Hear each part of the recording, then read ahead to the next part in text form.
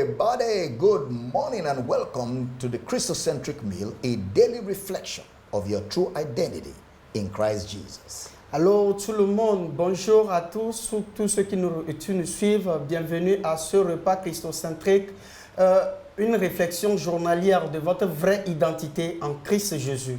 Abel Damina is my name and I'm glad to have Pastor Chris with me here interpreting to the French-speaking community. Abel Damina est mon nom et je suis ravi d'avoir le pasteur Christ à côté de moi ici pour interpréter pour la francophonie. Always a joy to have all of you connected. It's going to be an exciting study of God's Word.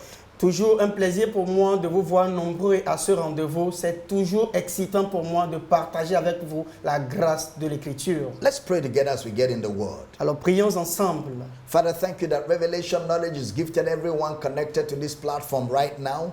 Père, nous te disons merci que la révélation de l'Écriture soit donnée à tous ceux qui nous suivent en ce moment. The eyes of your understanding be flooded with light. Les yeux de leur entendement soient éclairés de la lumière. Veils fall off. Les voiles soient tombés. Clarity comes. La clarité soit donnée. We declare that you are strengthened with might by the Spirit. Nous déclarons qu'ils sont renforcés par l'Esprit In the inner man. à l'intérieur d'eux. And we decree that by the end of this study, you will be inspired, built up, and edified. Nous déclarons qu'à la fin de ce message, tu seras édifié et bâti. In Jesus' name. Au nom précieux de Jésus. Amen. Amen. All right, let's get in the Word of God. Alors, allons-y dans la parole de Dieu. So let's begin today with what then is confession of sins, part 1. Alors, commençons aujourd'hui par qu'est-ce que c'est que la confession des péchés, partie 1. Recall that from our previous study and while explaining the Day of Atonement, the act of confession is seen in what the high priest does on the goat of escape. Rappelons que de notre étude précédente et tout en expliquant le jour des expiations, les jours des expiations, l'acte de confession est vu dans ce que le souverain sacrificateur fait sur le bouc émissaire. Hence, it is an Old Testament concept and it entailed the high priest confessing the sins of all of Israel on the goat of escape. Par conséquent, c'est un concept de l'Ancien Testament et cela impliquait que le souverain sacrificateur confesse les péchés de tout l'Israël sur le bouc émissaire. Leviticus chapter 16 verse 21. Lévitique 16 verset 21. And Aaron shall lay both his hands upon the head of the live goat and confess over him all the iniquities of the children of Israel and all their transgressions in all their sins, putting them upon the head of the goat, and shall send him away by the hand of a fit man into the wilderness. Lévitique 16 verset 21 dit, Aaron posa ses deux mains sur la tête du bouc vivant et il confessera sur lui toutes les iniquités des enfants d'Israël et toutes leurs transgressions par lesquelles ils ont péché, et il les mettra sur la tête du bouc. Puis il le chassera dans le désert à l'aide d'un homme qui aura cette charge. Also, under the Old Testament practice, there were requirements for individual confession of sins, as we see in the following scriptures. De plus, sous la pratique de l'Ancien Testament, il y avait des exigences pour la confession individuelle des péchés, comme nous le voyons dans les références suivantes. Leviticus chapter 5 verse 5 and 6. Alors dans les références suivantes, Lévitique 5 verset 5. And it shall be when he shall be guilty in one of these things that he shall confess that he had sinned in that thing. And he shall bring his trespass offering unto the Lord for his sin which he had sinned, a female from the flock, a lamb or a kid of the goat, for a sin offering. And the priest shall make an atonement for him concerning his sin. Lévitique 5, versets 5 à 6. Celui donc qui se rendra coupable de l'une de ces choses fera l'aveu de son péché. Puis il offrira en sacrifice de culpabilité à l'Éternel pour le péché qu'il a commis une femelle de menu bétail, une brebis ou une chèvre comme victime expiatoire et le sacrificateur fera pour lui l'expiation de son péché. In Leviticus chapter 26 verse 40, Lévitique 26, verset 40. if they shall confess their iniquity and the iniquity of their fathers with their trespass which they have trespassed against me, and that also they have walked contrary unto me. Ils confesseront leur iniquité et leur iniquité de leur père, les transgressions qu'ils ont commises envers moi et la résistance qu'ils m'ont opposée. In Numbers chapter 5 verse 6 and 7, Dans Nombre 5, versets 6 et 7, speak unto the children of Israel, when a man or woman shall commit any sin that men commit, to do a trespass against the Lord, and that person be guilty, then they shall confess their sin which they had done, and he shall recompense his trespass with the principal thereof, and add unto it the fifth part thereof, and give it unto him against whom he had trespassed. Alors, et Nombre 5, versets 6 à 7 dit, par eux, enfants d'Israël, lorsqu'un homme ou une femme péchera contre son prochain en commettant une infidélité à l'égard de l'Éternel et qu'il se rendrait ainsi coupable, il confessera son péché et il restituera dans son entier l'objet mal acquis en y ajoutant un cinquième et remettra à celui envers qui il s'est rendu coupable. In essence, forgiveness of sins under the Old Testament was conditional, and it was based on the confession of sins. Essentiellement, le pardon des péchés sous l'Ancien Testament était conditionnel. Elle était basée sur la confession des péchés. In Matthew chapter 3 verse 5 and 6, we see something similar to the concept of the confession of sin. Dans Matthieu 3, versets 5 à 6, nous voyons ainsi quelque chose de similaire au concept de confession des péchés. It says, then went out to him Jerusalem and all Judea and all the region round about Jordan, and were baptized of him in Jordan, confessing their sins. Et nous voyons ici quelque chose de similaire au concept de confession de péché. Matthew chapter 11 verse 11 to 13, John was the last prophet of that dispensation, and he spoke these words under the law. Matthieu 11, verset 11 à 13. Jean était le dernier prophète de cette dispensation et il a donc parlé sous la loi. Verily I say unto you, among them that are born of women, there are not risen a greater than John the Baptist. Notwithstanding, he that is least in the kingdom of heaven is greater than he.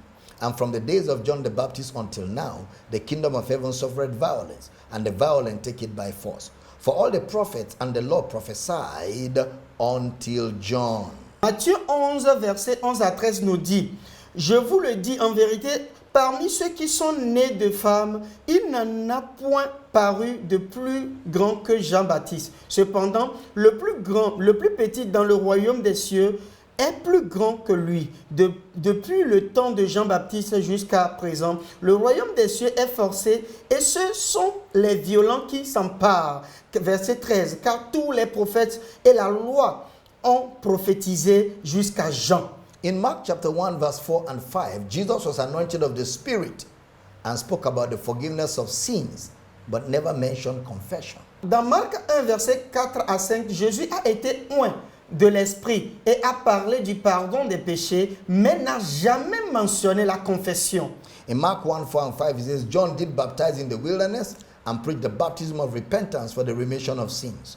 And there went out unto him all the land of Judea and they of Jerusalem, and were all baptized of him in the river of Jordan, confessing their sins. Marc 1, verset 4 à 5 dit, Jean parut baptisant dans le désert et prêchant le baptême de repentance pour la rémission des péchés. Tout le pays de Judée et tous les habitants de Jérusalem se rendaient auprès de lui et confessant leurs péchés, ils se faisaient baptiser par lui dans le fleuve du Jordan. We see therefore that the act of confessing sins was particularly discussed under the Old Testament dispensation. Nous voyons donc que l'acte de confesser les péchés était particulièrement discuté sous la dispensation de l'Ancien Testament. Therefore, from careful study, the following facts can be garnered. Par conséquent, à partir d'une étude approfondie, les faits suivants peuvent être recueillis. Number one, no scripture in the epistles instruct believers to confess their sins to God in order to receive forgiveness. Premièrement, aucune écriture des épîtres n'ordonne aux croyants de confesser leurs péchés à Dieu afin de recevoir le pardon. Confession under the New Testament is hinged on Christ Jesus, acknowledging all that he has done and is doing in and through us, believers. La confession sous le Nouveau Testament est articulée sous le Christ Jésus, reconnaissant tout ce qu'il a fait et fait en nous, croyants. Number three, Jesus was made sin in 2 Corinthians 5:21 for us, which is why from the epistles we are not to confess our sins like a literal confession of wrongdoing, but rather confess what Jesus did to sin for humanity. He died for sins, thereby fulfilling the demands of sin in Romans 6:23. Troisièmement, Jésus a été fait péché dans 2 Corinthiens 5, verset 21. Pour nous, c'est pourquoi, d'après les épîtres, nous ne devons pas confesser nos péchés comme une confession littérale d'actes répréhensibles, mais plutôt confesser ce que Jésus a fait pour l'humanité. Il est mort pour le péché, accomplissant ainsi les exigences des péchés. Romains 6, verset 23. Interestingly, it appears that there is a text in John's epistle that asks believers to confess their sins for God to forgive them. This is the 1 John chapter 1 verse 9 text. Faisons intéressant, il semble qu'il y ait un texte dans les épîtres de Jean qui demande aux croyants de confesser leurs péchés pour que Dieu leur pardonne. Ceci est le texte de 1 Jean 1 verset 9. We will therefore need to study further to ascertain what John was communicating to believers. Nous devrons donc étudier davantage pour déterminer ce que Jean communiquait aux croyants. 1 John chapter 1 verse 8 and 9. 1 Jean 1, 8 à 9. If we say that we have no sin, we deceive ourselves, and the truth is not in us. If we confess our sins, he is faithful and just to forgive us our sins and to cleanse us from all unrighteousness. Si nous disons que nous n'avons pas de péché, nous nous séduisons nous-mêmes. Et la vérité n'est point en nous. Si nous confessons nos péchés, il est fidèle et juste pour nous les pardonner et pour nous purifier de toute iniquité. There is a probability that John here quoted from the Old Testament with a New Testament understanding. Il y a une probabilité que Jean ait cité ici l'Ancien Testament avec une compréhension du Nouveau Testament. David in Psalm 32 verse 5 made reference to confessing his transgression to the Lord, and James must have quoted likewise. David, dans le psaume 32, verset 5, fait référence à la confession de sa transgression au Seigneur, et Jacques dut avoir fait de même. Paul, on the other hand, also quoted from Psalm 32, but he referred to verse 1 and 2. Paul, d'autre part, a également cité psaume 32, mais il s'est référé au verset 1 et 2. Psalm 32, 1 and 2 says, Blessed is he whose transgression is forgiven, whose sin is covered. Blessed is the man unto whom the Lord imputed not iniquity, and in whose spirit there is no guile. Psaume 32, verset 1 dit de David, cantique, heureux ceux à qui la transgression est remise, à qui le péché est pardonné. Heureux l'homme à qui l'Éternel n'impute pas l'iniquité et dans l'esprit duquel il n'y a point de fraude. Paul quoted this in Romans chapter 4 verse 3 to 8. Paul a cité cela dans Romains 4 verset 3 à 8. For what saith the scripture? Abraham believed God, and it was counted unto him for righteousness. Now to him that walketh is the reward not reckoned of grace but of debt. But to him that walketh not, but believeth on him that justifieth the ungodly, his faith is counted for righteousness. Even as David, who also described the blessedness of the man unto whom God imputed righteousness without works, saying, Blessed are they whose iniquities are forgiven, whose sins are covered. Blessed is the man to whom the Lord will not impute sin. Paul a cité cela dans Romains 4, versets 3 à 8. Voyons-en ceci. Dans le verset 3, il dit, car Car que dit l'Écriture? Abraham crut à Dieu et cela lui fut imputé à justice. Or, celui qui fait une œuvre, le salaire est imputé non comme une grâce, mais comme une chose due. Et à celui qui ne fait point d'œuvre, mais qui croit en celui qui justifie, l'impie, soit foi lui est imputée à justice. De même, David exprime le bonheur de l'homme à qui Dieu impute la justice sans les œuvres. Heureux ceux dont les iniquités sont pardonnées et dont les péchés sont couverts. Heureux l'homme à qui le Seigneur n'impute pas son péché. Paul was saying that the blessedness enjoyed by Abraham will come to anyone who believes. For example, when a man believes, his sins wouldn't be imputed against him anymore. Paul disait que le bonheur dont jouissait Abraham viendrait à quiconque croit, c'est-à-dire quand un homme croit, ses péchés ne lui seront pas imputés. Observe that Paul also wrote in accordance with the insight he had.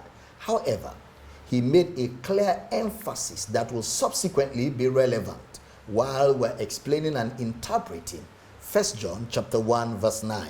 Observez que Paul a également écrit conformément à l'efficacité qu'il avait, mais il a clairement mis l'accent sur ce qui sera pertinent par la suite lors de l'explication ou l'interprétation du texte de 1 Jean 1 verset 9 que nous allons voir dans la suite. What a blessing to know that there is the gift of forgiveness given to a man once and for all in his whole lifetime. Quel est le bonheur de savoir que le pardon des péchés est donné pas par les œuvres, mais par un don gratuit de Dieu. And it is given on the basis of what Jesus has done. Et il est donné par la base de ce que Christ a fait. And once you believe it, Et quand tu crois, you are eternally forgiven. tu es éternellement gracifié. Praise God. Gloire à Dieu. We'd like to pray for you. Nous voulons prier pour But toi. before that, say these words with me. Avant de prier pour toi, dis ceci avec moi. I see myself in the light of the epistles. Je me vois à la lumière des épîtres. I acknowledge all that Christ has done, Je reconnais tout ce que Christ a fait. is doing Fait en moi, in and through me. à travers et par moi. Amen. Amen. All right, what a blessing. Oh, quelle joie. Share this message. Partagez ce Get message. more people to follow us. Envoyez les gens pour comprendre, eux suivre ce message avec nous. Pray together. Alors prions ensemble. Father, thank you for the gift of the forgiveness of sin. Père, merci pour le pardon, le don du pardon du péché. Thank you for the gift of righteousness. Papa, merci pour le don de la justice. Thank you for what Christ has done for us. Papa, merci pour ce que Christ a fait pour nous. Thank you for everyone connected to this platform. Papa, merci pour tous ceux qui sont connectés à cette plateforme. Revelation keeps growing in your heart. Papa, cette révélation grandisse en eux. Veils keep falling off. Les voiles soient dégagés. And by the gift of righteousness, Et par le don de la rémission des you péchés. reign in life. Tu règnes dans la vie. You reign over Tu circumstances vas régner sur les circonstances. and enjoy the victory that is yours in Christ Et tu Jesus.